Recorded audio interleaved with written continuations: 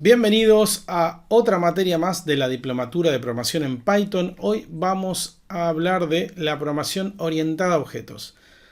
Hasta el momento hemos programado siempre utilizando funciones o lo que también se llama programación procedural. Hemos hecho procesos que íbamos ejecutando, pero nunca escribimos clases, nunca instanciamos objetos, nunca programamos orientado a objetos.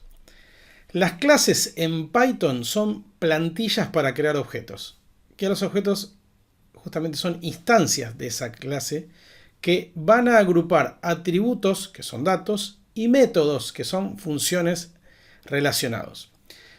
Esto me permite a mí, o las clases me permiten organizar y estructurar el código de manera más eficiente y reutilizable. Las clases se definen usando la palabra clave class y dentro de ellas se puede crear o utilizar el método especial --init para inicializar estos objetos.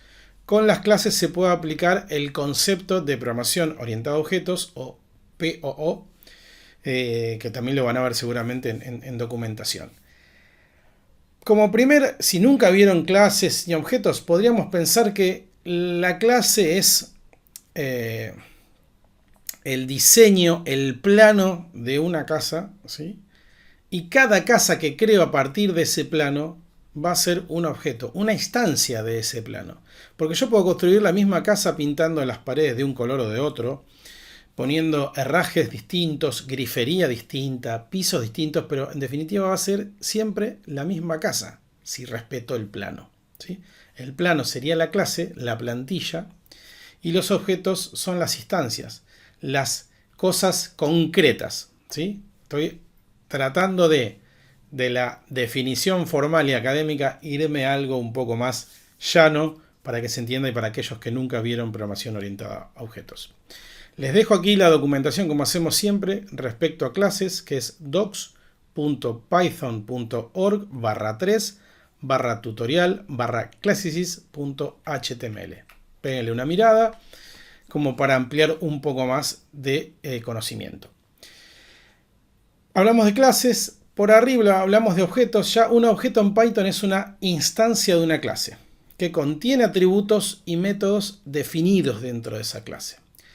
Mientras que la clase es la plantilla o la estructura que define cómo van a ser los objetos, el objeto es la entidad concreta creada a partir de esa plantilla. La diferencia clave es que la clase es un modelo o esquema y el objeto es una instancia específica que tiene datos y comportamientos definidos para esa clase. Muchas veces voy repitiendo los mismos conceptos para ir explicando nuevos.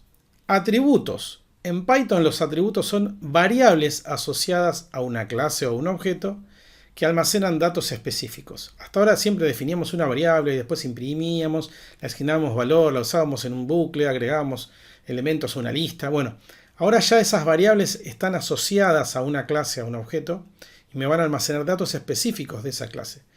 Aclaración, en programación orientada a objetos vamos a seguir teniendo variables, vamos a seguir teniendo funciones, pero también vamos a ir modelando nuestro problema justamente en objetos y clases.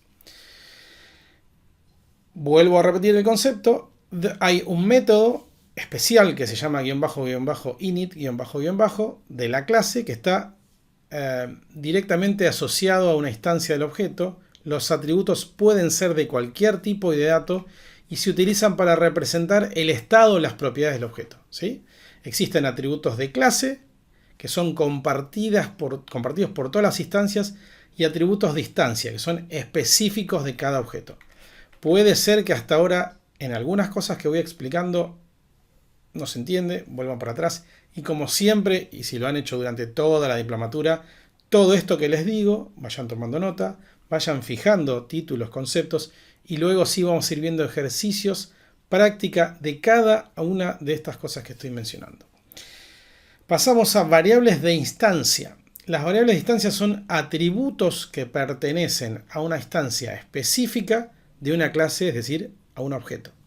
Se definen dentro de este método init, init, y su valor puede variar entre diferentes objetos de la misma clase. Cada objeto tiene su propia copia de estas variables, lo que permite que cada uno mantenga un estado independiente. Yo podría crear una clase persona y tener cada uno un atributo nombre, y voy a crear una instancia, es decir, un objeto de esa clase persona, y a uno le setearé el nombre Diego, al otro le setearé el nombre Carlos y al otro el nombre Martín. Todos van a tener el atributo nombre, ¿sí? Pero cada uno va a tener un valor distinto, un estado distinto, ¿sí? Las variables de instancia son útiles para almacenar datos específicos de un objeto mientras mantiene la relación con su clase. Pasamos a los métodos. Los métodos en Python son funciones que están definidas dentro de una clase y describen el comportamiento, las acciones que puedo realizar, ¿sí?, sobre el objeto. Los métodos operan sobre los atributos del objeto y suelen modificar su estado o realizar tareas relacionadas con el objeto. El primer parámetro de un método es siempre self, ¿sí?, que se refiere a la instancia actual del objeto. Los métodos pueden ser llamados en los objetos de la clase para ejecutar sus funcionalidades. Hasta ahora veíamos funciones y variables. Bueno, ahora yo voy a tener, por decir algo, si vamos con persona, la clase persona.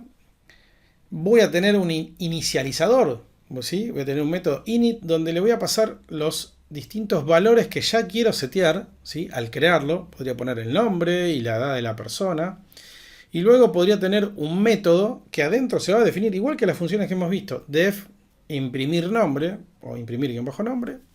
Y eso va a ser el primer parámetro es self. Self es para poder acceder a la instancia propia de la clase, de ese objeto que estoy utilizando. Entonces haré un print de self.nombre, print,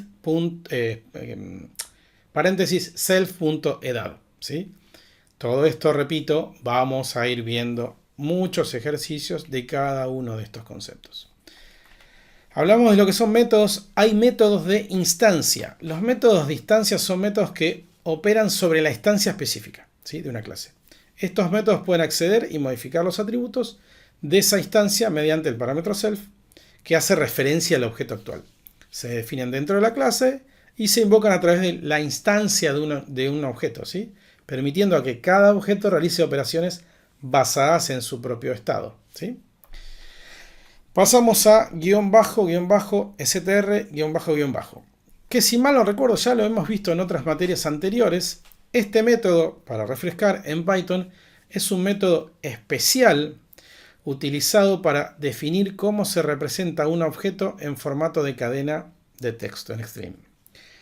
Y en realidad no lo vimos, porque justamente tenía que ver con objetos, me equivoqué. Cuando se utiliza la función print o se convierte un objeto a una cadena con str, Python llama a este método. ¿Qué quiero decir? Ya lo vamos a ver en la práctica. Si yo hiciera print de un objeto, tengo la clase persona e imprimo y creo una variable que se llame Martín y creo el objeto persona y le paso el nombre y la edad. Si yo imprimiera la variable Martín, que es el objeto, me va a imprimir por pantalla el tipo de objeto, que es Martín, y la dirección de memoria donde está alojado. Estos métodos mágicos que ya hemos estado viendo en distintas materias, yo podría redefinir ese str para cambiarlo a mi gusto y decir, no. La clase persona, cuando se intente imprimir una variable de ese tipo de objeto, va a imprimir por pantalla el nombre y la edad, o simplemente el nombre, o simplemente una leyenda. Esta es una clase de tipo persona, lo que se quiera, ¿sí? Eso va a sobreescribir en una clase para proporcionar la representación legible y descriptiva del objeto, que va a facilitar la visualización y su comprensión. Tranquilos, porque hay ejercicios de eso también. Propiedades. Las propiedades en Python son atributos que se van a gestionar de manera controlada dentro de una clase.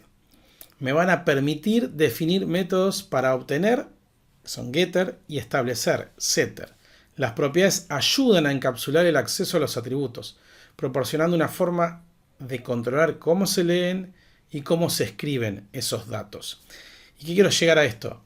Python, por cómo está construido y cómo funciona, si bien yo puedo definir esas variables o atributos del objeto, podría desde afuera, ¿sí?, tanto leerlos como setearlos. Ahora, ¿qué pasaría si yo quiero, por decir algo, definir un atributo edad de una persona y yo quiero que cuando alguien esté seteando la edad, es decir, que ponga persona.edad igual a 200, eso se pueda controlar y lance un error, porque al menos por ahora ninguna persona puede tener 200 años, ¿sí?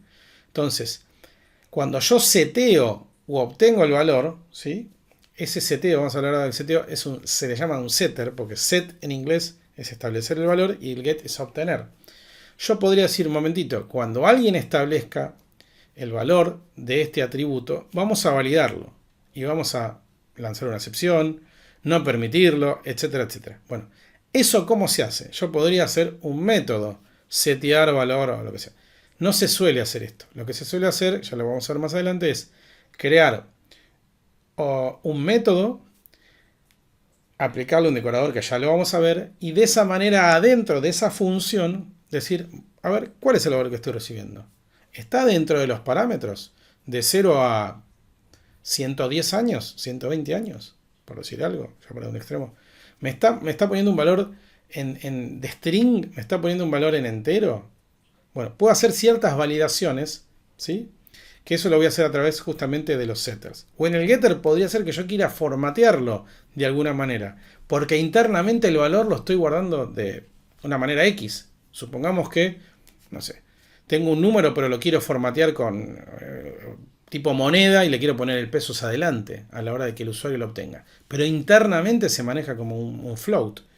Pero externamente cuando se accede, ¿sí? Es una moneda. Es decir, ahí es lo que estamos encapsulando o dejando puertas para adentro cómo trabaja el objeto, que el usuario no tiene por qué saberlo, ¿sí? Y también protegiendo los datos. El decorador property en Python se utiliza para convertir este método en una propiedad, lo que permite acceder a él como si fuera un atributo, sin necesidad de llamarlo como un método. Esto que les estaba diciendo. En vez de decir obtener nombre o setear nombre, no, voy a definir un método en particular y le voy a poner property para que a la hora de acceder o setear no tenga que ponerle los paréntesis, ¿sí? Simplemente haga persona.nombre para obtenerlo y persona.nombre igual y el valor, ¿sí?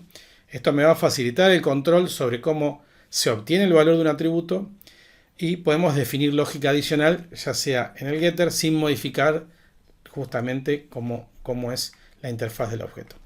Hablamos de property, que es un decorador. ¿Qué son los decoradores en Python? Bueno, son funciones que modifican o extienden el comportamiento de otras funciones o métodos sin cambiar el código interno. Se van a aplicar usando el símbolo arroba seguido del nombre del decorador antes de la definición de una función. Los decoradores son útiles porque me permiten agregar funcionalidades adicionales, como ya sea validación, registro de logueo, control de acceso, de manera bastante modular y reutilizable. Nosotros vamos a usarlos. No está dentro de la diplomatura, pero hasta uno puede crear sus propios decoradores, ¿sí? Pasamos a métodos de clase, ¿sí? Los métodos de clase son métodos que pertenecen a la clase en sí misma y en lugar de los métodos de instancia, que es lo que vimos, de una instancia específica de la clase. Es decir, estos métodos van a tener uso sobre todas las clases, van a ser transversales. Si yo tengo un método, una acción que es independientemente de las instancias, bueno, ahí vale la pena hacer un método de clase. Se definen utilizando el decorador @classMethod y el parámetro inicial, el primer parámetro, no el parámetro inicial, el primer parámetro se lo suele denominar CLS porque hace referencia a la clase propia. Cuando vean CLS son métodos de clase, cuando vean self son métodos de instancia. Los métodos de clase pueden acceder y modificar atributos de clase, pero no de instancia.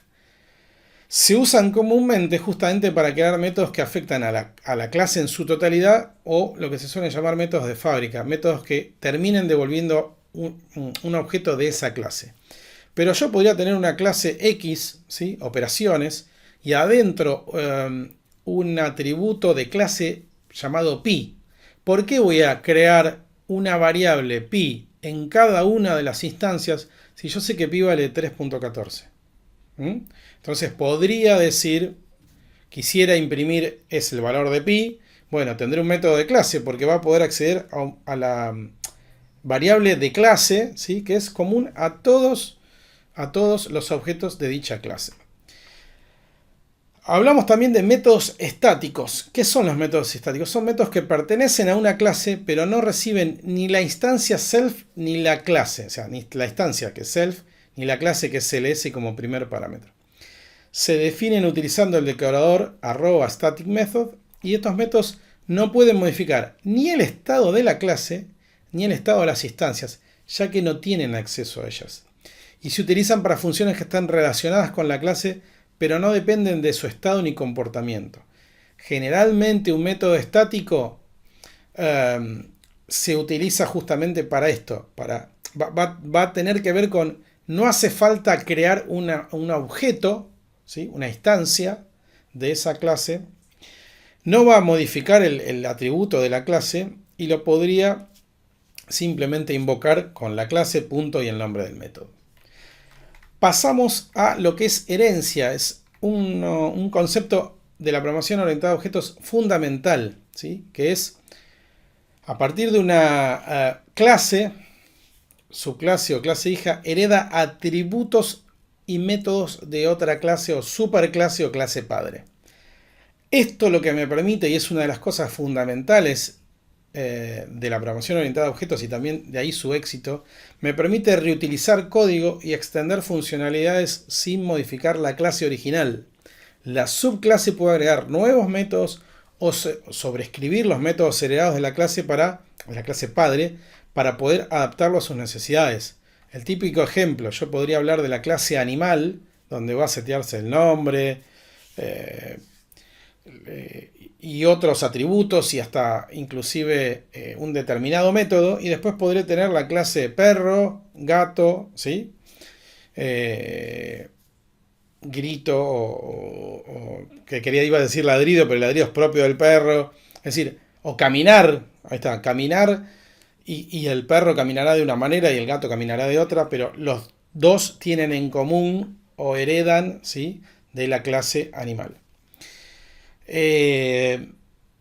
Llegando ya al final, hablamos de la sobrecarga de operadores. El operator overloading o la sobrecarga de operadores en Python es el proceso de redefinir el comportamiento de los operadores, varios como el más, el menos, el por, para que puedan operar sobre objetos de clases personalizadas.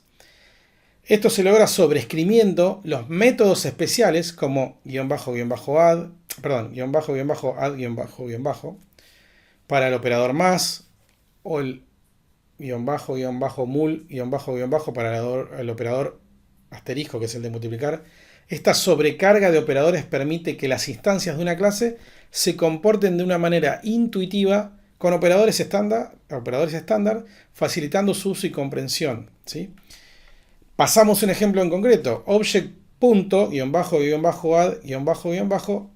entre paréntesis, self y other, u otro. Este método es un método especial en Python que me va a permitir definir el comportamiento del operador más cuando se aplica a objetos de una clase. Este método es llamado automáticamente cuando se usa el operador más entre dos instancias de una clase. Pues se puede sobreescribirlo en la clase para especificar cómo se suman esos objetos, permitiendo personalizar la operación según las necesidades de nuestra clase. Un ejemplo, ¿qué pasa si yo defino una clase geolocalización que tiene dos puntos, X e Y, ¿sí? Y yo quiero crear dos instancias y luego sumarlas, ¿sí? Y sé internamente que tengo que hacer que X de una instancia, sumado, si voy a sumar dos instancias, voy a sumar X más X de cada instancia e Y más Y de cada instancia. Bueno, eso si yo no lo redefino, a la hora de hacer un más no voy a poderlo. Esto es realmente otra cosa muy interesante de la programación orientada a objetos y de Python. El famoso ¿cómo hago para sumar peras con peras? Tengo que explicitar, porque en este caso hablé de geolocalización, pero también podría ser, no sé, ¿cómo sumo dos personas? Y supongamos que mi programa, si sumo a dos personas, le voy a sumar la edad. Bueno, voy a tener que redefinir ese método mágico add y con self de la instancia en cuestión voy a obtener la edad y voy a sumar más, o sea, sería self.edad más other.edad. ¿Sí? Other u otro, le puedo poner lo que quiera. Son convenciones.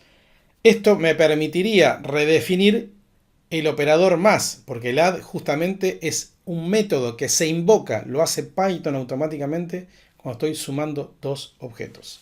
Vimos un montón de conceptos, ¿sí? Hasta aquí llegamos con la teoría. Repásenla, pero también les sugiero que si llegaron hasta aquí, comiencen a hacer la práctica y vuelvan aquí a la teoría si hubo algún concepto que no les quedó del todo claro.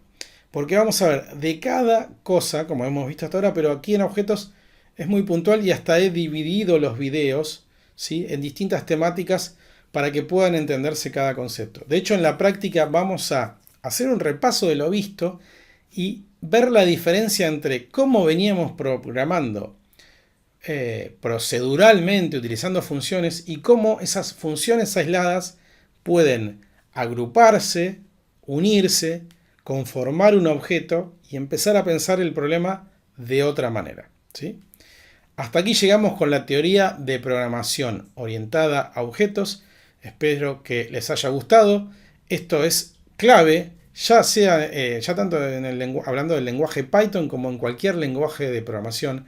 La mayoría de los lenguajes, o muchos de ellos, soportan o están orientados a objetos y es uno de los paradigmas más utilizados de la programación.